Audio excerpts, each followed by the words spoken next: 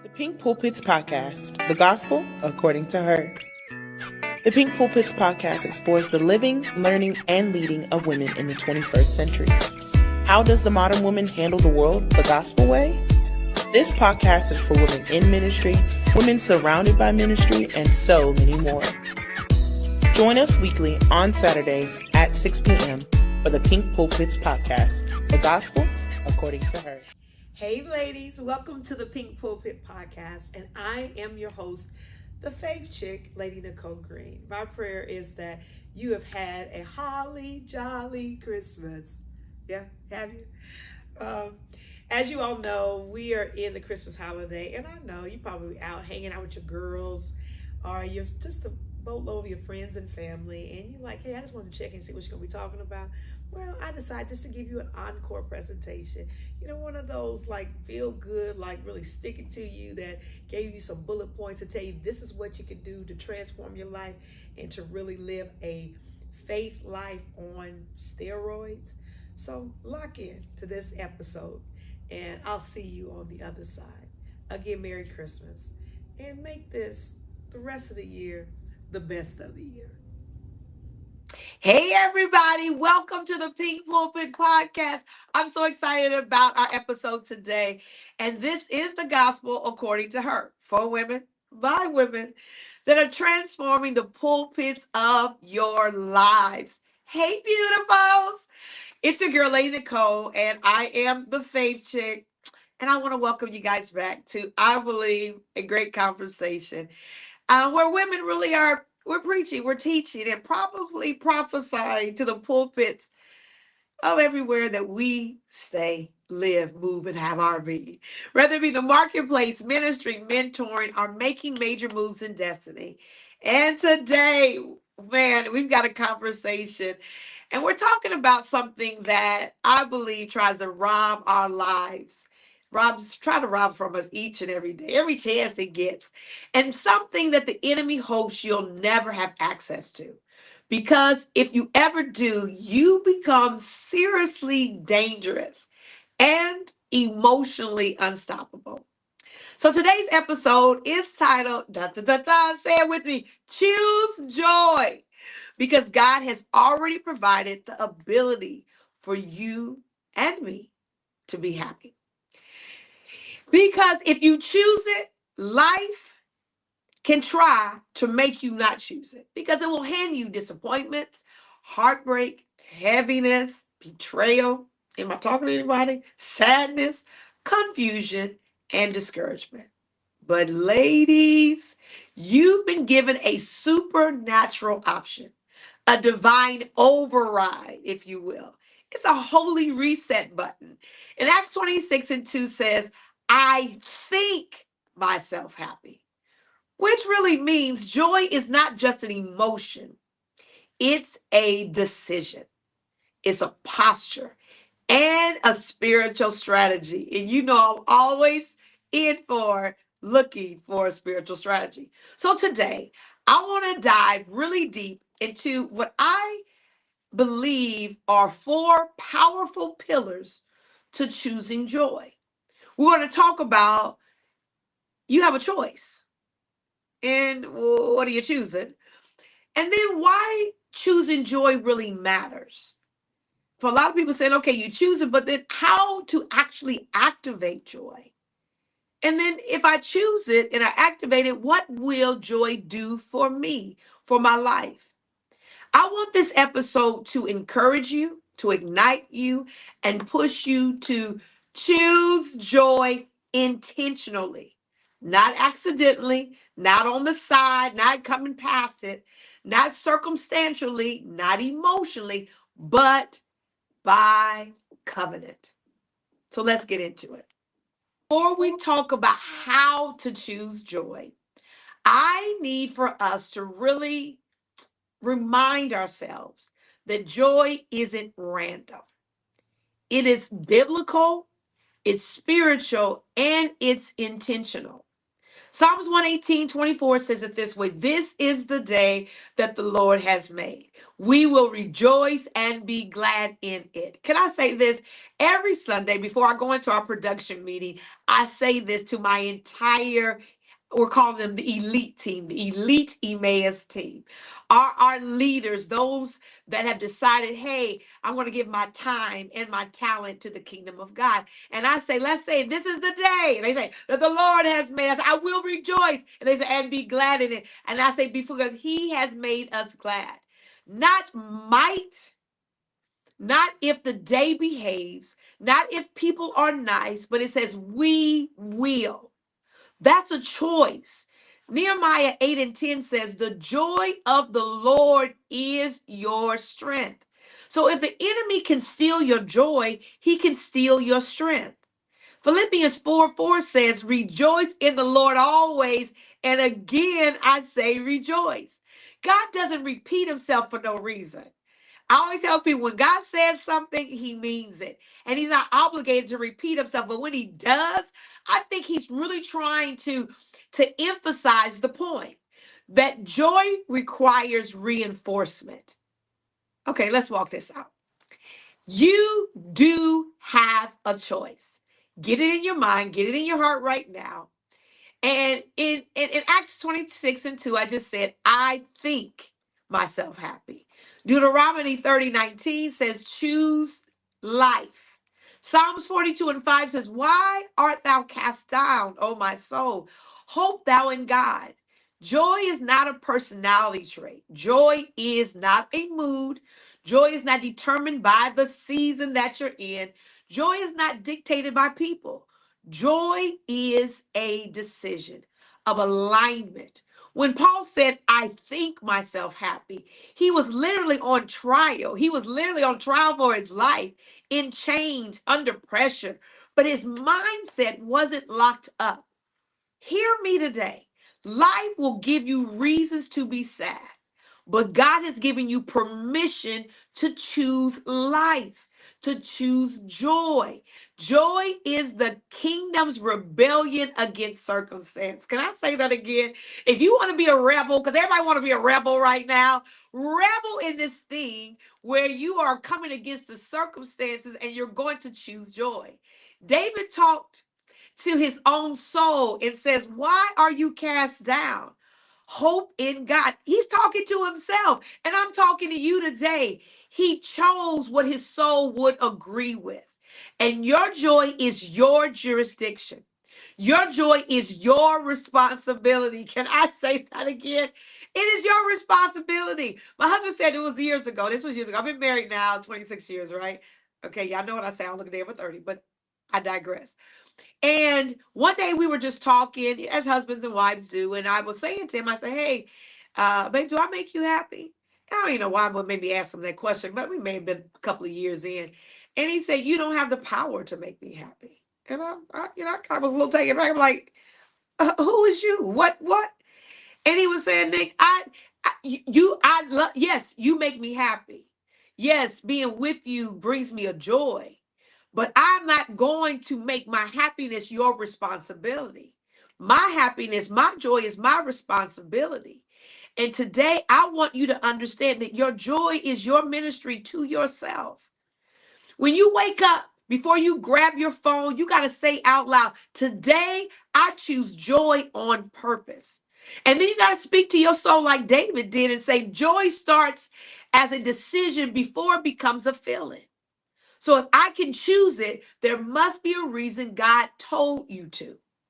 You got to understand that choosing is your responsibility and you can think yourself happy. So if God told you to choose, you may be saying, well, why choose joy and why does it even matter? Nehemiah 8:10 says joy equals strength.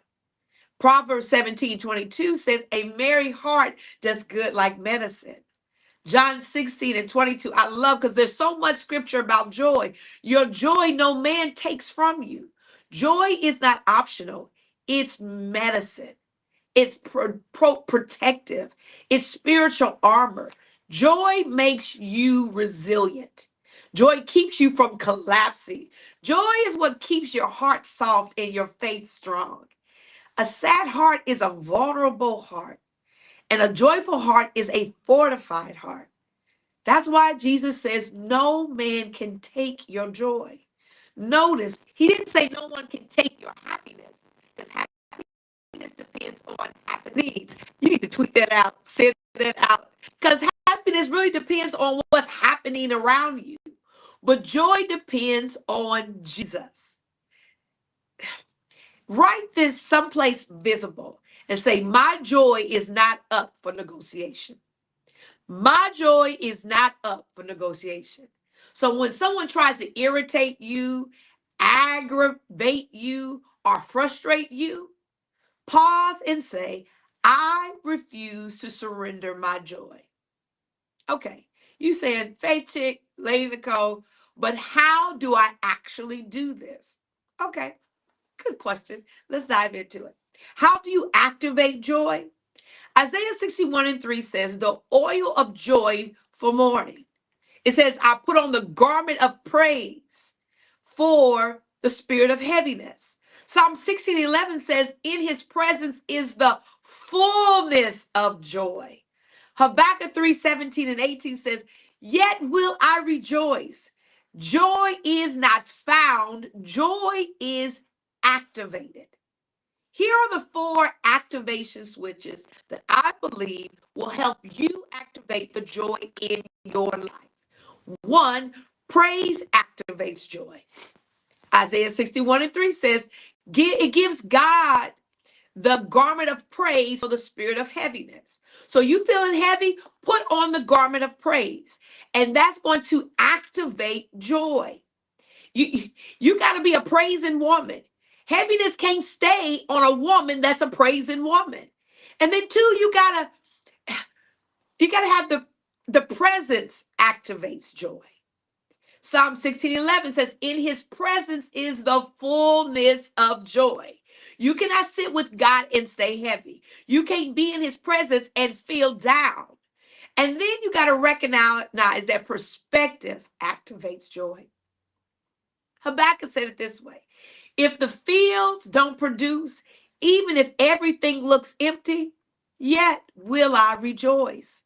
Joy is a perspective, and you got to shift it. I may not like what's happening, but I know who's working. And he told me he'll make it work together for me. You got to have the right perspective that I'm the head. I may feel like I'm a tail, but he already told me I'm the head. I may feel like I'm below, but he already told me I'm above. So my perspective has to be I'm above no matter what. That he's already told me I'm going to win. Even if it looks like you're losing, you got to make your determination. My perspective is the win is right around the corner. The win is right through this thing if I just stay with it. And then you got to practice, because that activates joy. Joy must be practiced. Repeated, reinforced, talk yourself into it, pray yourself into it, praise yourself into it, shift your environment and matches the joy that you choose. I dare you to make a joy playlist. 5 worship songs that instantly lift you, that instantly take you to the next place, that instantly makes you feel the joy.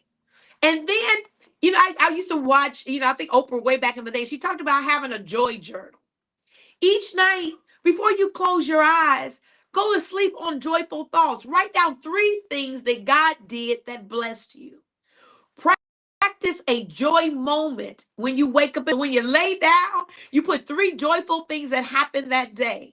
And then when you wake up, what you're saying is, I'm going to practice joy every morning. 60 seconds of, God, I'm thankful for this. God, I'm thankful for that. God, I thank you that my lungs work. God, I thank you that my eyes work.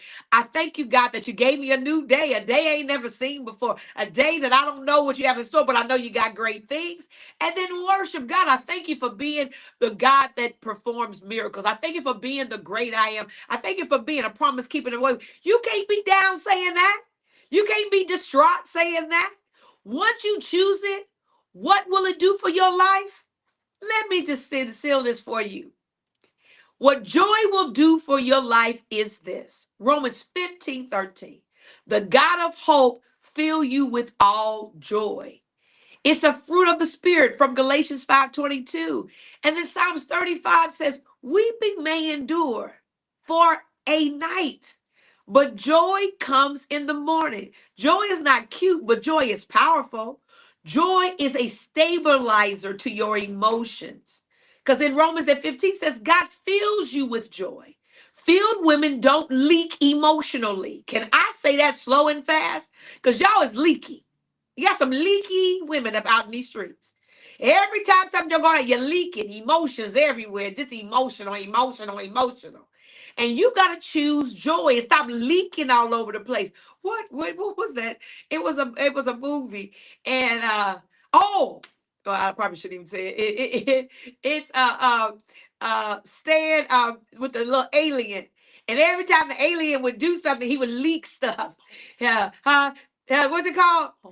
Huh? The alien movie called Paul? No, that alien movie again. My producer trying to tell me. No, it's Good Morning USA. It's the cartoon. Oh, animation. What is it? American Dad. Yeah, American Dad. And yes, you asking. You probably said, now why does she watch American Dad? Roger. Yeah, Roger. So Roger the alien, every time he would just be leaking all over the place. Stop leaking emotionally and choose joy. Joy strengthens your spirit and you pray better. You think clear, you lead stronger, and you love loudly. Joy gives you endurance. Psalms 35 says, joy is your morning. Joy is your restart. Joy pulls you out of your emotional rut. Joy makes you attractive spiritually and relationally. People they gravitate to joyful people. I was talking to my husband a couple of days ago, and I picked the phone as I was talking to him, talking to somebody else, and I just said, "Hey," and they was like, "You are always on 10." I choose joy, and I'm telling you today for you to choose joy, because blessing gratifies to people that are joyful. Breakthrough gratifies to joyful women. And it gravitates. That's the word I'm looking for. I'm telling you to be gratified and gravitating all at the same time. So you gotta recognize that joy brings about joyful people. And you've got to make a decision. What do I want to attract to me? Every time you're tempted to complain, replace it with a joy declaration. I choose joy, and joy chooses victory for me. I choose joy, so that means joy must surround me. Ladies, hear me today. You don't have to wait on life to get easier. You don't have to wait for things to get better. You don't have to wait for the shift. You don't have to wait on people to apologize. You don't have to wait on the season to shift. You don't have to wait on the door to open. You don't have to wait for the right circumstances. You can choose joy right now. You don't have to have all the money. You ain't got to have everything lined up the way you need it to. Joy is a spiritual decision that unlocks emotional freedom. Then you're not leaking like Roger. Then you ain't all over the place. Joy is the evidence that you trust God's sovereignty more than your circumstances. And joy is your kingdom weapon. So today, may you choose joy with authority. May you choose joy with boldness. May you choose joy with the audacity of a woman who knows who she is and whose she is. And may the joy of the Lord, the joy that strengthens you, that heals you, that uplifts you, that stabilizes you, that ignites you, that empowers you, become your new normal. There was a show out there called The New Norm. And what I want you to do is make choosing joy your new norm. Make choosing joy where you live, move, and have your being. Make choosing joy how you navigate this awesome life that God has given you. Choose joy every day, all day, regardless. And then watch this. Joy will surround you. Joy will gravitate you. Joy will come to you on a greater scale. This has been a broadcast of choosing joy, people. Where are my joyful people? I need you to get that in your spirit. You know, when a boy came out with the song, Because I'm Happy, I need for you to understand that joyful is that I woke up this summer shining through because joy was on the horizon. You call out to all your friends and you ask them, what's your mood? And you got to say, I'm in a joyful mood. And I'm asking you to choose joy. You may sometimes wake up feeling a little different. And sometimes things don't look like they're getting ready to become new. Choose joy and watch new show up for you. This is the day that the Lord has made, even in this moment. And I ain't going to let it slip away being unjoyful. I'm not going to let it turn upside down. I'm going to turn it right side up and cause victory to show up for me. I, I need you to get this, that I got joy down in my, when you was a young, down in my heart. Down in my heart. Where? Down in my heart. I got the joy down in my heart. Down in my heart. Where to stay. I need you to get into yourself today and say, I got the joy of the Lord because I chose it. You know where it's going to stay? Down in my heart. Day after day after day. I know. You said to yourself, daggone it, I was going to try to be mad today. No, you're not. You're going to choose joy. And I need you guys to know this is Lady Nicole. This has been your faith chick. This has been your medicine. This has been what you needed, that the joy of the Lord really is your strength. And I need for you to make a decision. I'm going to choose joy and not allow your heart to be heavy. Don't allow anything to come. Just make a decision and say, I choose joy. That's right. Choose it today. Choose it tomorrow. Choose it on Monday. Choose it on Tuesday. And when you wake up in the morning, flip your legs on the edge of your bed, you need to say to yourself, you know what I'm going to do? I'm going to choose joy. Well, listen, this is Lady Nicole Green, and this has been the Pink Pulpit Podcast. And we came today to tell you, choose joy. Make sure you understand that joy is the strength you're looking for. Joy is the turnaround that you need. You don't just live life. You live into it with faith. You lead it with purpose. And from today forward, remember, you're going to get joy on the inside, down in your heart. And you're going to choose joy, and you're going to tell joy to stay. Until next time, stay in faith, stay fabulous, stay on your assignment, and stay choosing joy. Man, was that not amazing? Did that not transform your life? And if you did not take a pen and a piece of paper, go back. That's right, go back to our YouTube page, the Pink Pulpit Podcast, and see it again and again and again. Because my goal for the rest of this year, going into 2026, is make sure that you come out of here ready to slap a bear, grab a lion in its beard, and go after everything that God has for you. Until next time, remember that life is a gift. Make the best of yours. And I will see you next time on another episode of the Pink Pulpit Podcast. I'm Lady Nicole Green. That's right, focus and have